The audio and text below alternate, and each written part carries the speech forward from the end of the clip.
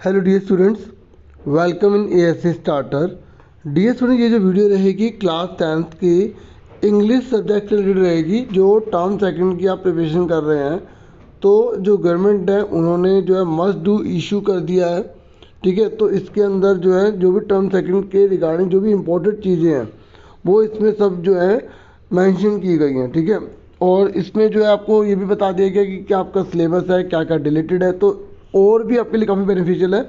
जिनको अगर नहीं पता तो वो इससे और भी चीज़ें गाइड कर सकते हैं। बाकी मैं इसमें बहुत सी इंपॉर्टेंट चीज़ें भी बताऊँगा।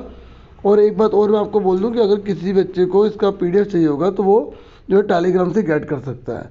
ठीक है, तो देखिए आपका टर्म सेकंड का जो सिलेबस है ना CBSE में 10th क्लास में, तो रीडिंग के अंदर आपका एक तो डिस्क्रिप्टिव पैराग्राफ आएगा, उसके अंदर जो है ना आपको आंसर ढूंढने पड़ेंगे, क्वेश्चन आएंगे उसके आंसर ढूंढने पड़ेंगे।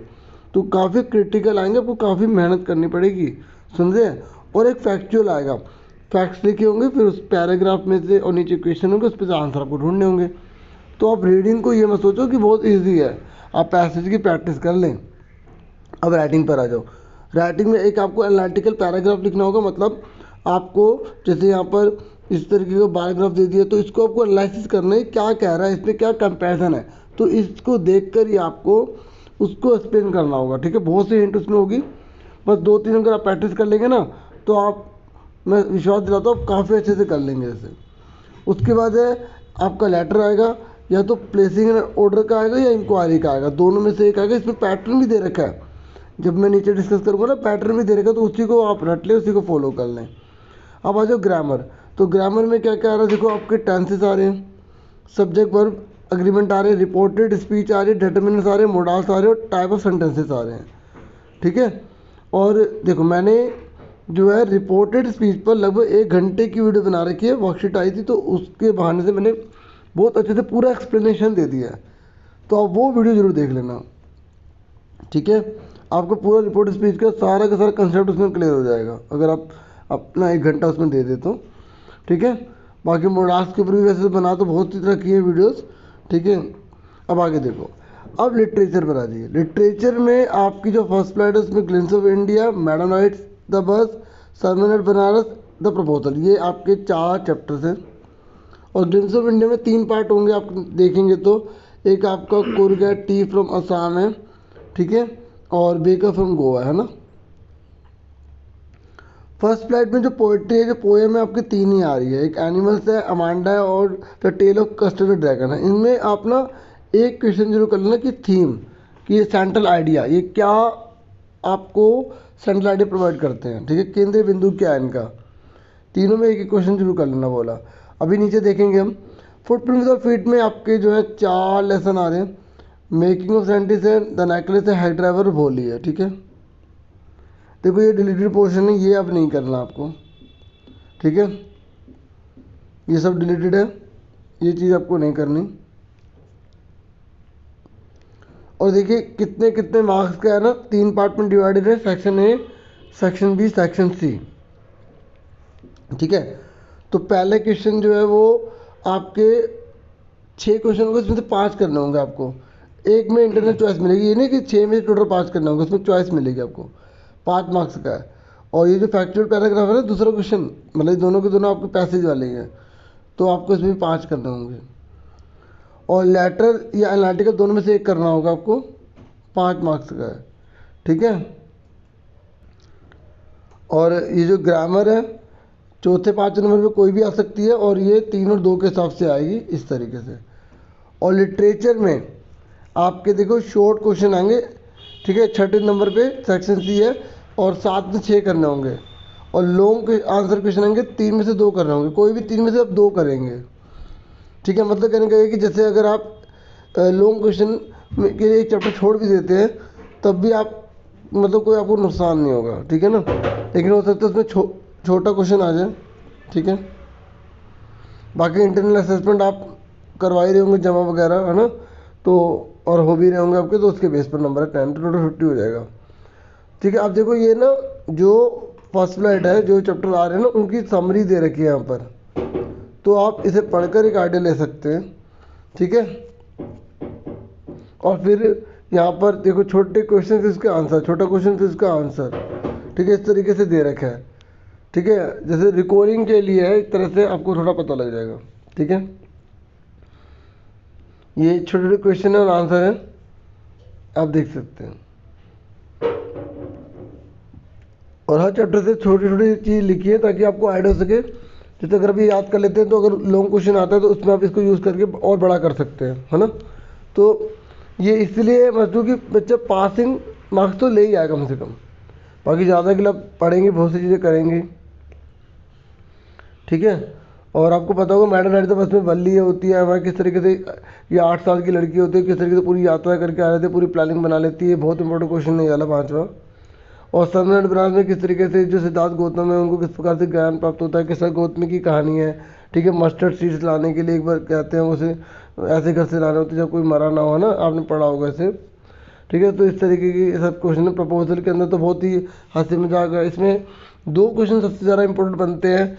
ठीक है, एक तो ये कि जो ऑस्कर मेडोज को लेकर दोनों में क्या हो रहा था, जो बहसबाजी हो रही थी ना ऑस्कर मेडोज को लेकर नताल्या, ठीक है, और लोमॉफ के बीच में। आपको पता है नताल्या 25 साल की, ठीक है, और लोमॉफ 35 साल का, और जो चुबकोव है लगभग 50 साल के आसपास है ना।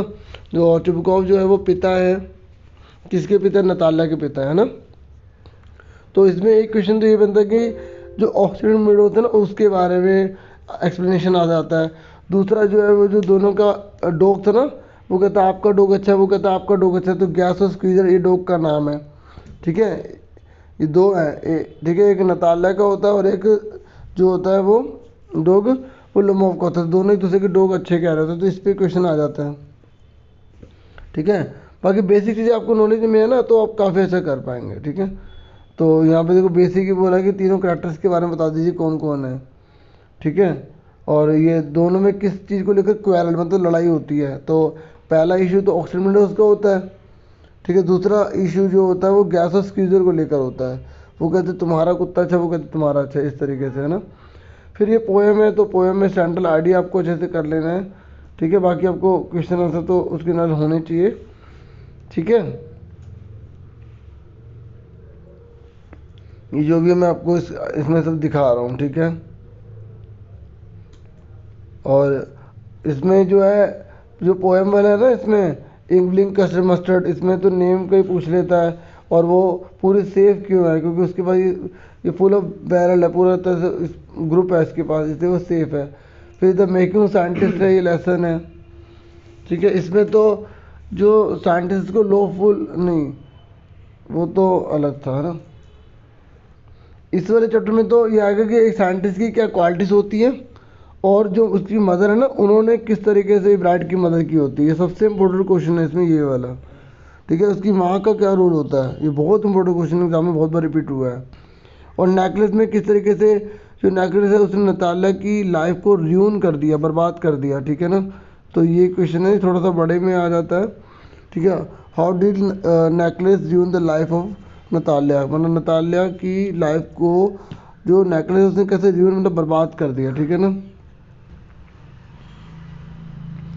ठीक है, इसमें तो इतना नहीं दे रखे, यहाँ पे समरी दे रखे, तो इसमें से हम उसका पैराग्राफ या क्वेश्चन बना के कर सकते हैं। हैक ड्राइवर है। ठीक है, हैक ड्राइवर में आपने पढ़ा होगा किस तरीके से जो हैक ड्राइवर होता है, जो लुटकिन खुद ही होता है और वो खुद ही पूरे लॉयर को बेवकूफ़ बनाता रहता है। ठीक है, और उसको घुमाता रहता है, और क्योंकि उसे जो लॉयर होता है उसको क्या करना होता है, उसको उसे सम्मान देना होता है। बाद में उसे रियलाइज़ होता है, पता लगता है दूसरे बंदे के साथ आता है। और भोली वाला आपने पढ़ा होगा। ठीक है, किस तरीके से इसका नाम वैसे तो सुलेखा होता है लेकिन ये इसका नाम भोली पड़ जाता है। आपको पता है जब वो कितने साल की थी, 10 पहले तो 10 महीने की होती है, तो वो कोर्ट से गिर जाती है, 4 पैसे गिर जाती है, उसका दिमाग डैमेज हो जाता है। फिर उसके बाद उसको इतनी बड़ी प्रॉब्लम आती है कि 3 साल के आसपास, ठीक है, नहीं 2 साल के आसपास उसको स्मॉल पॉक्स हो जाता है। जब वो 2 ईयर्स की होती है ना उसको स्मॉल पॉक्स की बीमारी लग जाती है, उसको भद्दी हो जाती है। फिर उसके स्कूल खुलता है तो नंबरदार होता है उसके पिता, तो उसको भेजना पड़ जाता है एग्जाम्पल के तौर पर। तो उसकी टीचर होती है जो उसकी लाइफ पूरी बदल देती है ना, आपने पढ़ा होगा। चलो ठीक है, बाकी यहाँ पे देख लेना जो जो क्वेश्चन है। तो इसमें से सबसे ज़्यादा इम्पोर्टेंट ये क्वेश्चन बनता है कि उसकी टीचर ने क्या रोल प्ले किया उसके लिए। ठीक है, उसकी टीचर अलग क्यों थी सबसे। बाकी देखो कुछ भी दे सकते हो, देखना चाहते हैं कि आप कितना अच्छे से कर पाते हैं। अब देखो ग्रामर में है तो देखो लेटर राइटिंग का पैटर्न है, ऑर्डर वाला कोई भी आ जाए, ठीक है, ऑर्डर वाला कोई भी। सबसे पहले यहाँ पे आपको अपना एड्रेस लिखना है। अगर आपको एड्रेस क्वेश्चन में नहीं दे रखा तो एग्जामिनेशन हॉल ये लिख देना, फिर लाइन छोड़ के डेट। ये मैं ऑर्डर का बता रहा हूँ यहाँ पर, ठीक है। तो ऑर्डर में जैसे आप यहाँ पर अपना एड्रेस लिखेंगे या क्वेश्चन में जो दे रखा है वो लिख देंगे, या आप अगर आपको समझ नहीं आ रहा तो एग्जामिनेशन हॉल लिख सकते हैं। अगर एड्रेस नहीं दे रखा तभी लिखना है एग्जामिनेशन हॉल, एग्ज़ाम हॉल।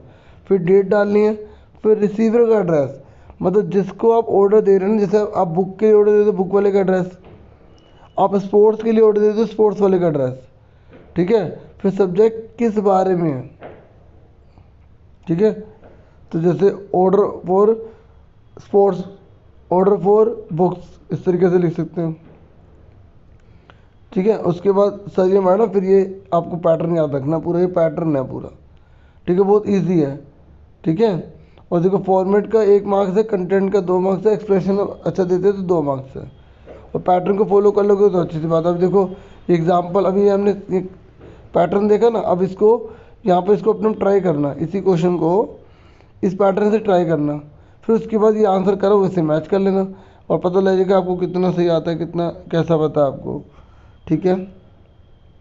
उसके देखो इंक्वायरी के लिए अभी ऑर्डर का देखा था ना, इंक्वायरी का पैटर्न है वही। सबसे पहले अपना एड्रेस, जब हम अपना एड्रेस नहीं लिखते तो एग्जाम हॉल भी लिख देते हैं, ठीक है। उसके बाद लाइन छोड़ के डेट, फिर लाइन छोड़ के रिसीवर का एड्रेस, फिर लाइन छोड़ो या ना छोड़ो आपके ऊपर है, सब्जेक्ट, फिर उसके बाद सॉरी मैडम। उसके देखो पैटर्न देख लो, ये पूरा पैटर्न है।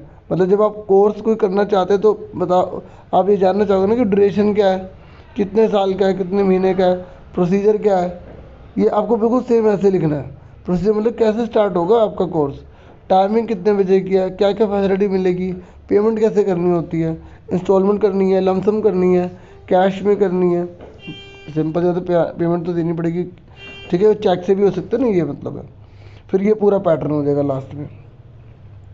फिर एग्जाम्पल देख लो, इसमें क्या एक पहले कंसेप्ट बता रहे हो तो कितना बढ़िया है, पहले आपको बता दिया, उसके बाद इन्होंने क्या करा, ये फिर एग्जाम्पल भी लिख के दे दिया। और क्या चाहिए, कितने अच्छे से तैयारी आपकी हो जाएगी डियर स्टूडेंट्स। सुन रहे हैं मेरी बात आप, ठीक है, सुन रहे हैं ना आप।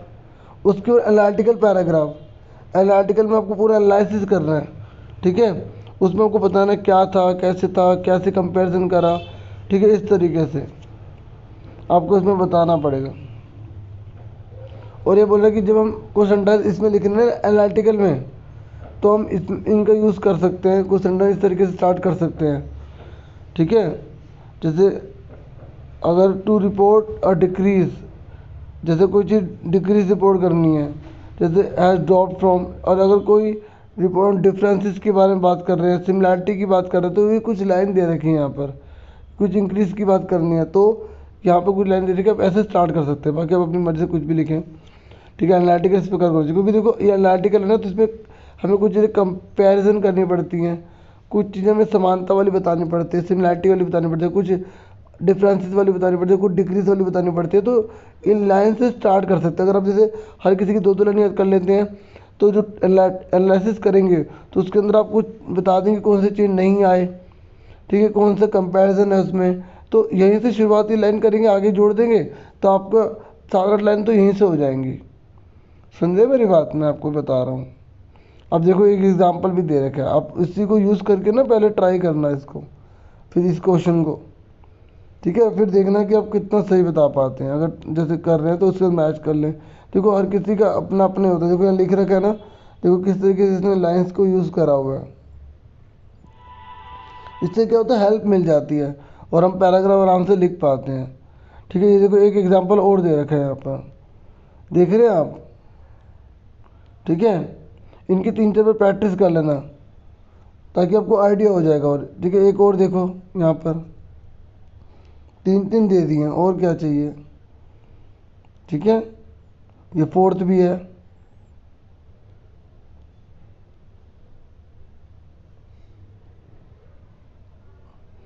अब उसके बाद है ग्रामर।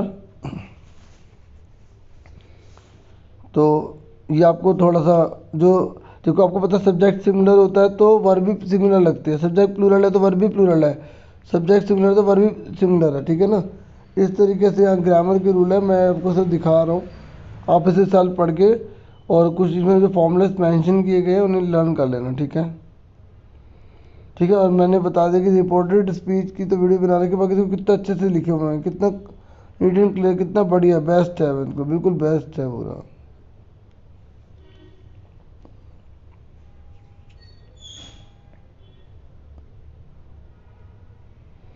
ये देखो कितना अच्छे से एक्सप्लेन किया गया है।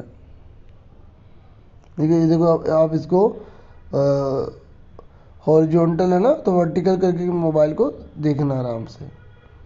ठीक है, देखो कितना अच्छे से दे रखे हैं। इसको छोटा कर लेते हैं तो आराम से स्क्रीनशॉट ले सकते हैं आप। ठीक है, तो डियर स्टूडेंट्स, मैंने काफ़ी कोशिश करी है कि आपको कुछ इन्फॉर्मेशन दे सकूं। मुझे पूरी उम्मीद है आपके लिए वीडियो हेल्पफुल रहेगी। आज से फिर मिलेंगे नेक्स्ट वीडियो में। Thank you for watching and listening carefully. Take care yourself dear students.